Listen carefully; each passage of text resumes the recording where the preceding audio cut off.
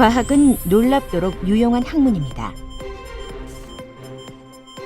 하지만 근래에 이르러 무신론적 과학주의가 많은 지성인들 사이에 유행하고 있습니다. 자연과학만이 우리 삶에 대한 진정한 지식을 제공한다는 과학주의는 창조주를 불신하고 성경의 권위를 무시하며 기독교 신앙을 버리는 일을 거리낌 없게 만듭니다.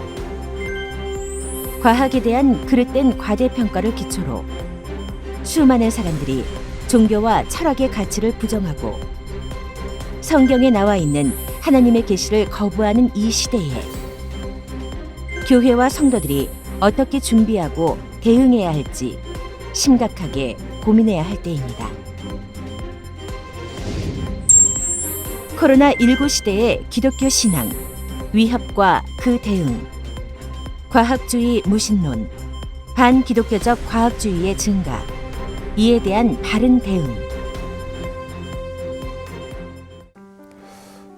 여러분, 코로나19가 언제 종식될까? 참 우리 모두의 관심입니다.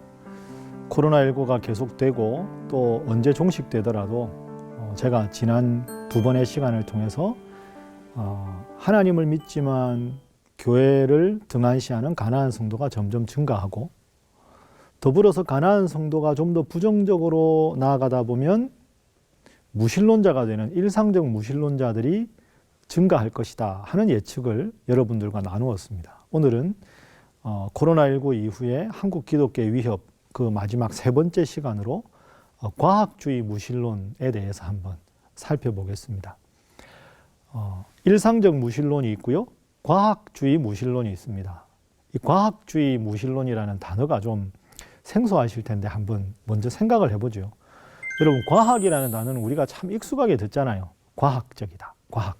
과학이 뭘까요? 과학은 자연현상의 원인과 결과, 인과관계를 설명하는 학문이 과학입니다. 왜 물이 얼음이 되었을까? 기온이 많이 내려가서. 그래서 얼음이 되었다라는 결과의 원인은 온도가 몇 도 이하 내려가면, 그리고 물이 수증기가 되는 것도 수증기 기체가 되는 원인은 온도가 올라가서, 뭔가 원인과 결과, 주어진 자연현상 자체의 원인과 결과를 규명하는 학문이 과학입니다. 그러니까 과학 자체는 가치 중립적인 거죠. 과학적인 이런 사실 자체가 신이 있느냐 없느냐는 문제하고는 관계가 전혀 없는 가치 중립적인 문제입니다. 그리고 여러분, 과학을 발전시키는 건 좋은 일입니다. 하나님 주신 이 이성의 힘으로 과학을, 기술을 발전시켜 가지고 더 편리하고 행복하게 살아가는 것 좋은 일이죠. 예를 들어서 지금 같은 코로나19가 계속되는 시대에 과학자들과 의학자들이 열심히 머리를 맞대고 백신을 개발해서 또 치료제를 개발해서 인류를 이 코로나19의 두려움으로부터 극복할 수 있게 돕는 것, 이게 다 과학적인 발견의 도움 아닙니까? 그러니까 과학은 우리들에게 삶을 편리하게 하고 유용하게 만드는 좋은 도구입니다. 그런데 이 과학이라는 단어와 제가 오늘 여러분에게 사용했던 무신론적 과학주의 또는 과학주의 무신론이라고 할 때 과학주의는 다릅니다. 과학은 사이언스죠. 자연현상을 인과관계로 설명하는 학문이다. 과학주의는 뭘까요? 과학주의는 사이언티즘인데요, 영어로. 과학만을 유일한 표준으로 놓는 겁니다. 그러니까 모든 문제 판단 기준으로 과학을 삼는 거죠. 그러니까 과학주의는 과학으로 우리 인류가 당면한 거의 모든 문제들을 다 해결할 수 있다. 어떻게 보면 과학주의는 여러 가지 분류가 가능하지만 과학지상주의 또는 과학만능주의라고 말할 수 있어요. 과학이 인간의 거의 모든 문제를 다 해결할 수 있다라는 말을 하는 순간 신의 영역은 강해질까요? 약해질까요? 당연히 약해지지요. 과학이 신의 영역까지 점점 더 영역을 확장하면 할수록 신앙의 영역은 줄어들게 되는 겁니다. 줄어들다가 필요 없게 되는 거죠. 그래서 과학주의는 무신론과 연결이 되는 겁니다. 그래서 우리가 지난주에 살펴본 일상적 무신론자들도 있지만 과학주의를 강조하는 과학자들 중에는 과학주의 무신론자들이 많다. 그리고 문제는 점점 더 많아지고 있다. 그러니까 모든 판단 기준이 과학적으로 증명 가능하냐? 과학적으로 설명이 가능하냐? 그럼 그가 잣대로 성경을 본다고 생각해 보세요. 예수님께서 동정녀 마리아를 통해 탄생했다. 과학적으로 증명 가능해? 과학적으로 설명 가능해? 불가능하지. 이건 난센스. 틀린 거다. 예수 그리스도가 3일 만에 부활했다고? 이거 이성적으로 논리적으로 과학적으로 규명이 가능해? 불가능해. 그러면 그것도 무가치한 게 되는 거죠. 그러다 보면 성경의 가치, 신앙의 가치, 하나님의 가치가 점점 더 축소돼서 과학주의자들은 무신론과 연결된다. 문제는 지금 점점 과학이 발달하고 있잖아요. 그러면서 과학주의자들이 점점 많아지고 있다.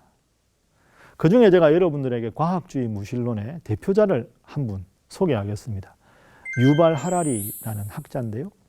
여러분 아마 성함 많이 들어보셨을 겁니다. 유발 하라리는 이스라엘에서 태어났고요. 지금 이스라엘에 있는 세계적인 유명한 대학이죠. 히브리 대학의 역사학과 교수로 있습니다. 1976년생이죠. 근데 유발 하라리라고 하는 상대적으로 젊은 학자인데 세계적인 명성을 얻게 된 책이 3권이 있어요. 흔히들 이걸 인류 3부작이라고 하죠. 뭘까요? 호모 사피엔스라는 책이 있고요. 그 다음에 호모 데우스, 그 다음에 인류를 위한 21세기를 위한 21가지 재현, 이런 책이 있어요. 사피엔스, 호모 데우스, 21세기를 위한 21가지 재현. 먼저 이 사피엔스라는 책은 이 대단한 책인데요. 이 책이 2015년에 발간됐어요. 얼마 안 됐는데 제가 작년에 분석을 한번 자료를 보니까요. 전 세계 50개국 언어로 번역이 됐어요. 아주 두꺼운 책인데요. 1천만 부 이상이 판매가 됐습니다. 대단한 거죠. 그리고 호모 데우스라는 책은 2017년에 나왔는데요. 이 책은 세계적인 지성인들, 교수들이 항상 추천 도서 중에서 항상 탑 랭킹에 위치하는 책입니다. 21세기를 위한 21가지 재현이라는 책은 마이크로소프트의 창업자인 빌 게이츠가 내가 아주 강력하게 추천한다. 그 세계적인 명사들이 이 하라리의 3권의 책을 아주 강하게 추천합니다. 꼭 우리 인류의 미래에 대해서 읽어볼 만한 위대한 책이다. 어쩌면 지금 현재 세계적인 지성인 중에서 가장 탑에 있는 지성인이 유발 하라리입니다. 책이 두껍지만 제가 읽어봤는데요. 아주 해박한 지식과 그리고 역사를 넘나드는, 그리고 학문 분야를 넘나드는 대단한 독창적인 통찰력이 있어요. 그런데 이 책이 여러 가지로 문제가 좀 있습니다. 자, 우선 그 문제를 이야기하기 전에 이 책의 간단한 내용들을 세 책을 한번 정리를 해서 여러분에게 소개를 하겠습니다. 먼저 사피엔스라는 책이 있습니다. 사피엔스. 사피엔스는 수많은 짐승들이 있잖아요. 그 수많은 짐승 중에서 우리 인간이 이런 독보적인 위치를 차지하게 된 원인이 뭔가, 그걸 따진 게 사피엔스라는 책이에요. 그러니까 우리 인간의 현재를 생각해 보면 현재 인간이 위대할 수 있었던 원인을 짐승들과의 관계에서 규명한 것이 사피엔스라는 책이에요. 그 다음 두 번째 책, 호모 데우스라는 책인데요. 여러분, 호모가 뭘까요? 라틴어로 인간이라는 뜻이죠. 데우스가 무슨 뜻일까요? 신이라는 뜻이에요. 그럼 호모 데우스를 우리말로 번역하면 신이 된 인간, 이런 뜻입니다. 제목이 어떠세요? 느낌이. 그러면 이런 뜻이죠. 어떻게 짐승 중에서 인간이 위대한 존재가 되었을까를 규명한 게 사피엔스. 호모 데우스는 인간은 인간으로 만족하지 않는다. 인간은 신이 되려고 한다. 앞으로.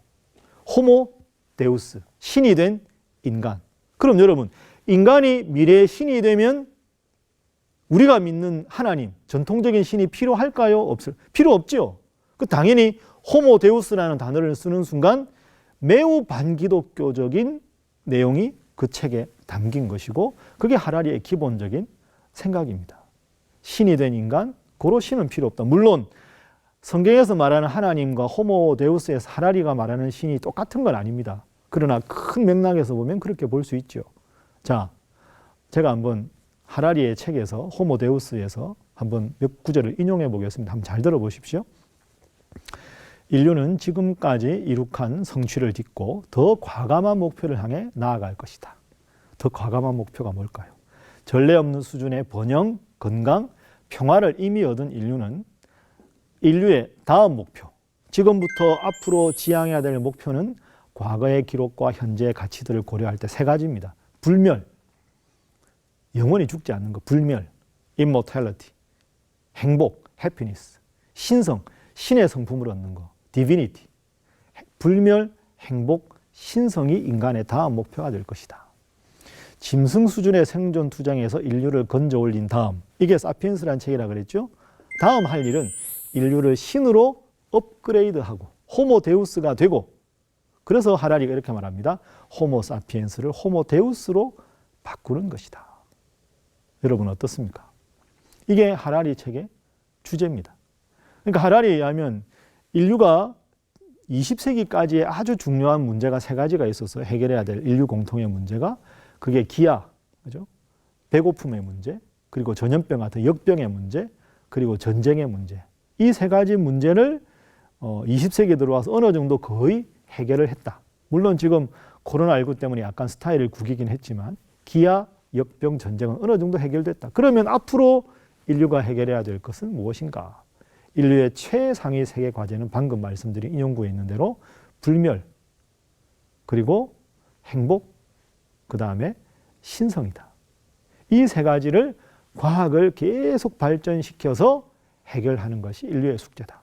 그러면 신에게, 하나님께 기도할 필요가 있을까요, 없을까요? 하라리에 의하면 아무런 의미 없는 짓이 되는 거죠. 신에게 기도할 필요 없다. 신이 없는데 호모데우스, 우리가 신이 되면 할 수 있다. 이것이 하라리의 책의 주된 주장입니다.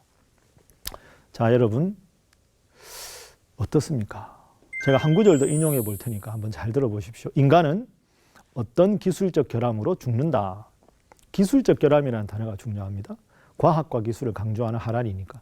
혈액을 펌프질하던 심장이 멈춘다. 여기에 형이상학적이라 할 만한 것은 없다. 모두 기술적인 문제다. 모든 기술적인 문제는 기술적인 해법이 있다. 죽음이 뭐냐? 그냥 심장이 멈추는 거다 이거죠. 죽음을 극복하기 위해 우리는 예수의 재림을 기다릴 필요가 없다. 실험실에 괴짜 몇 명이면 된다. 과거에는 죽음이 성직자와 신학자들의 일이었다면 지금은 공학자들이 그 권한을 인수받았다.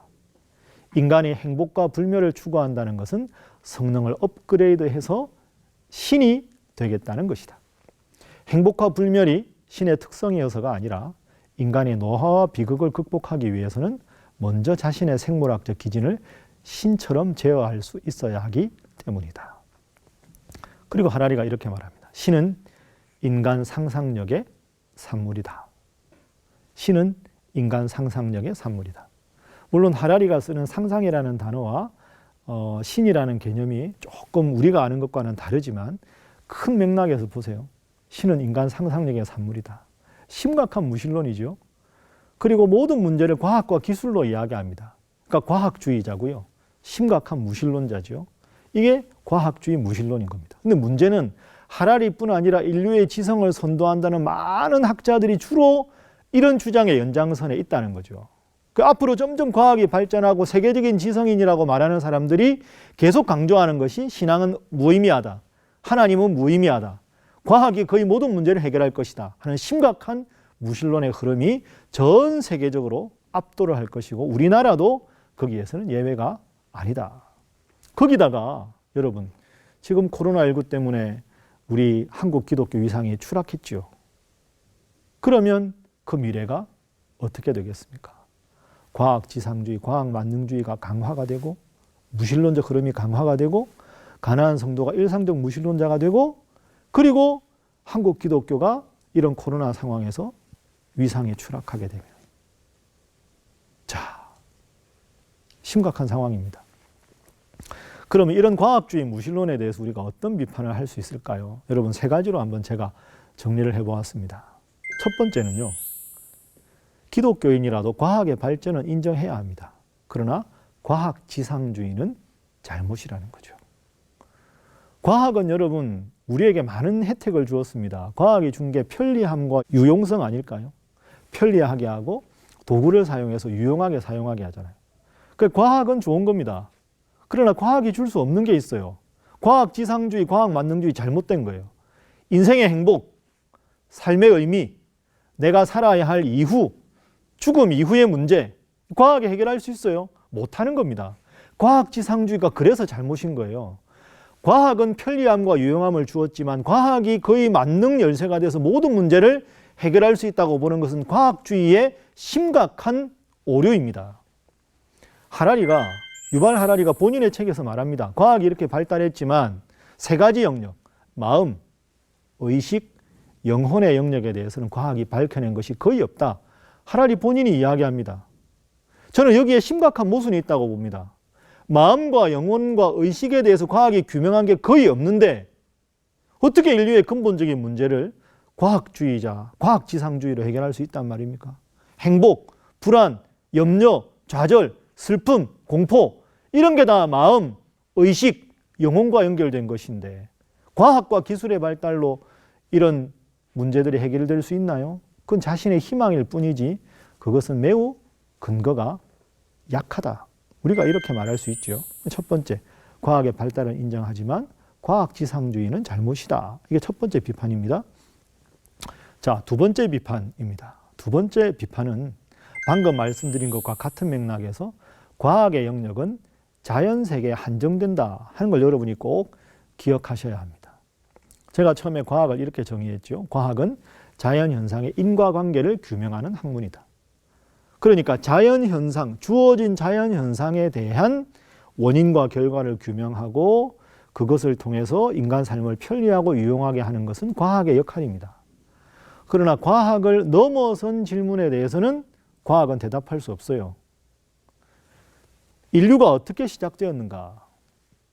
우주가 어떻게 시작되었는가? 우주의 기원에 대한 질문이죠. 우주는 앞으로 어떻게 될 것인가? 사람의 죽음 이후에 어떻게 될 것인가? 인류의 역사는 앞으로 어떻게 될 것인가? 역사의 종말 이후는 어떻게 될 것인가? 이건 과학적 질문이 아닙니다. 왜? 과학은 자연현상의 원인과 결과를 다루니까. 이런 질문은 철학에서 형이상학적인 질문이라고 하죠. 물론 과학도 우주의 종말을 이야기하고 우주의 기원을 이야기하기도 합니다. 그러나 이것은 가설에 불과하지요. 그런 몇 가지 가설을 놓고 내가 어디로 와서 앞으로 어떻게 될 것인가에 관한 이런 질문까지 과학이 다 해결할 수 없어요. 여러분 기억하십니까? 제가 일상적 무신론에 대해서 비판할 때 일상적 무신론은 주어진 현실에서 나름대로 소박한 행복을 말하지만 내 존재가 어디서 와서 어디로 가는가는 궁극적으로 해결할 수 없다. 화려한 꽃다발과 같다. 왜? 뿌리가 잘려졌으니까. 화려해 보이지만 생명력이 없다. 이 말씀 드렸죠. 이 무신론적 과학주의도 과학주의 무신론도 똑같습니다. 내가 어디서 왔는가? 어떻게 살아야 하는가? 어디로 가는가? 인류의 역사는 어떻게 시작되었는가? 우주의 종말 이후에 어떻게 되는가? 과학이 말할 수 없습니다.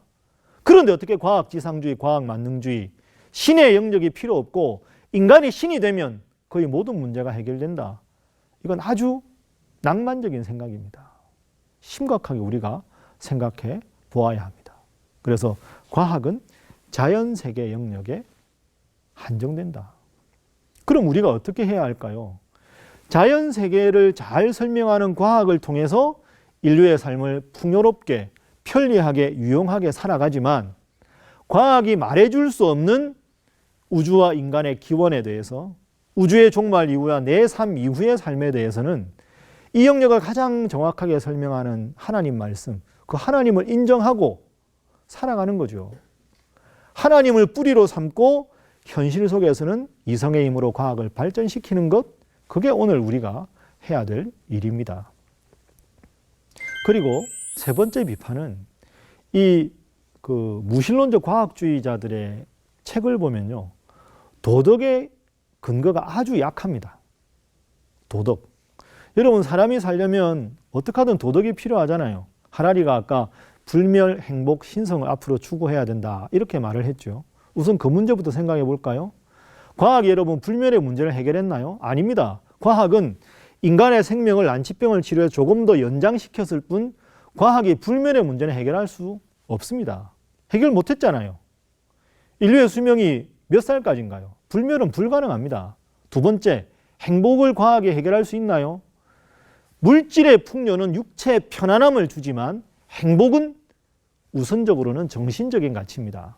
마음의 평안이 행복이지 육체의 편안함이 행복은 아니죠.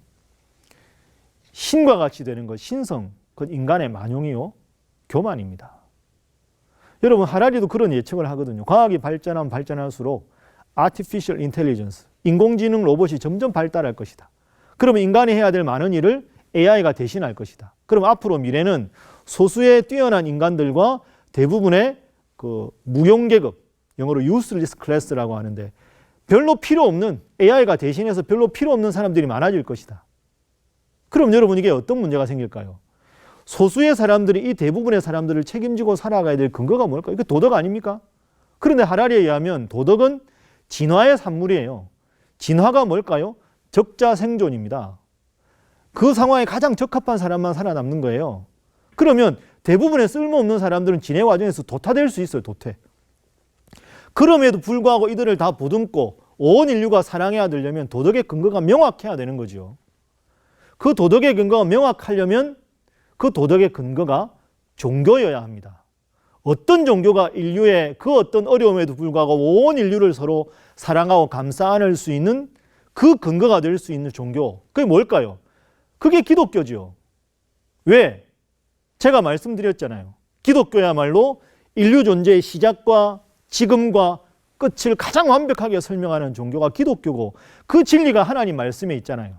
그래서 하나님 말씀을 믿는 기독교 정신에 입각해서 도덕을 만들고 그 도덕률에 의해서만 그 어떤 미래가 되어도 인류의 미래는 평화롭게 보장될 수 있다. 저는 이렇게 생각합니다. 여러분, 제가 이제 결론을 맺을 시간입니다.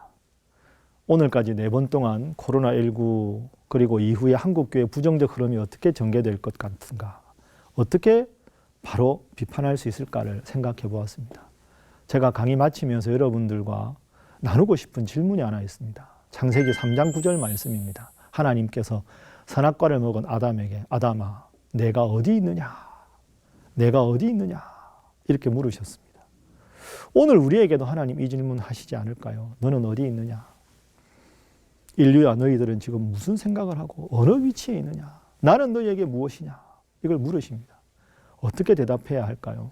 저는 고대의 가장 위대한 신학자였던 어거스틴의 대답이 가장 내가 어디 있느냐라는 질문에 대한 훌륭한 대답이라고 생각합니다. 아우구스티누스가 고백록에서 이렇게 말을 하죠. 하나님, 당신은 우리의 인간의 마음을 움직여 당신을 찬양하고 즐기게 하십니다. 당신은 우리를 당신을 향해 살도록 창조하셨으므로 우리 마음이 당신 안에서 안식할 때까지는 평안하지 않습니다. 여러분 그렇습니다. 내가 이 세상에 태어나서 가장 잘한 일은 하나님을 믿는 것이고 그 하나님을 내 삶의 주인으로 모시고 내 교회라고 말씀하신 그 예수님을 구원자로 믿고 하나님 중심으로 힘들고 어렵지만 교회를 보듬고 살아가는 것이 이 시대 하나님 원하시는 그런 바람직한 성도의 모습이라고 생각합니다. 코로나19로 한국교회 위상이 비록 추락했지만 흠이 많은 교회지만 나를 낳아주시고 길러주신 어머니 같은 교회를 보듬고 우리의 삶의 근원이신 하나님 더 잘 믿고 나아가는 우리 시청자분들 다 되셔서 정말로 하나님께서 한국교회를 다시 일으키시고 하나님 믿는 행복을 다시 한번 온 성도들에게 회복시켜 주시는 그런 귀한 계기로 삼으실 수 있기를 주님 이름으로 축복합니다.